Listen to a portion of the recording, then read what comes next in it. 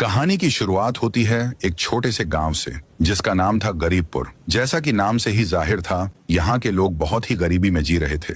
रोज की 2 वक्त की रोटी जुटाना भी किसी जंग से कम नहीं था। इसी गांव के एक कोने में मिट्टी की दीवारों वाला एक टूटा फूटा घर था जिसमें रहता था राइस्टार अपनी बूढ़ी माँ के साथ। राइस्टार की जिंदगी बहुत साधारण थी। गाँव के बाहर उसकी एक छोटी सी चाय की टपरी थी, वहीं से घर का सारा खर्चा चलता था। सुबह सुबह वह चाय बनाकर ग्राहकों को पिलाता और रात में थका हारा माँ के पास लौट आता। गरीबी थी लेकिन सुकून भी था। लेकिन किस्मत को यह सुकून पसंद नहीं आया। एक दिन राइस्टार अपनी माँ को शहर के बाजार ले जा रहा था बाइक पर। रास्ता सुनसान था तो उसने रफ्तार थोड़ी तेज कर दी। माँ ने कहा, बेटा धीरे चला।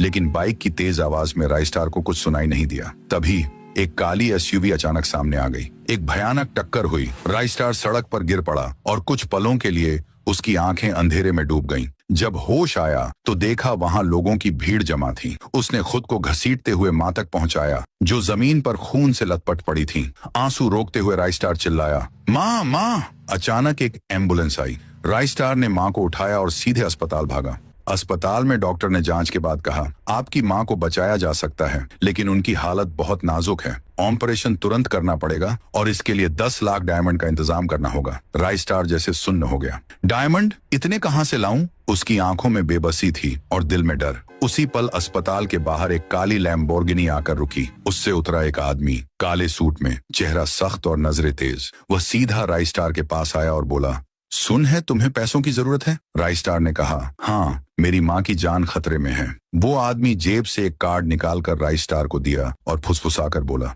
आज रात पुरानी बंद फैक्ट्री के पास मिलना अकेले। और फिर बिना कुछ और कहे वो आदमी गाड़ी में बैठकर चला गया। रात ढलती है। राइस्टार माँ के पास बैठा सोच में डूबा रहता है। फिर कार्ड को देखता है। कुछ देर बाद वह बाइक उठाता है और निकल पड़ता है उस पुरानी फैक्ट्री की ओर। फैक्ट्री के पास पहुंचते ही वहां एक गोल्डन जीप आकर रुकती है। उसमें बैठा आदमी गुलाबी कपड़ों में कहता है, चुपचाप गाड़ी में बैठ जा। वह बिना सवाल किए बैठ जाता है। जीप में कुछ और लोग भी होते हैं, सबके चेहरे डर से सने हुए। अचानक जीप के अंदर से एक गैस छोड़ी जाती है, एक अजीब सी नशे की गंध। राइस्टार की आंखें भारी होने लगती हैं और वह बेहोश हो जाता है। जब राइस्टार की आंखें खुलती हैं तो वह एक बड़े से हॉल में होता है, कपड़े बदले हुए, हाथ में एक नंबर लिखा हुआ। वहां उसके जैसे और भी कई लोग खड़े होते हैं। तभी पीछे से एक भयानक सी आवाज आती है। राइस्टार मुड़ता है। एक बड़ी सी डरावनी डॉल उसके सामने खड़ी थी।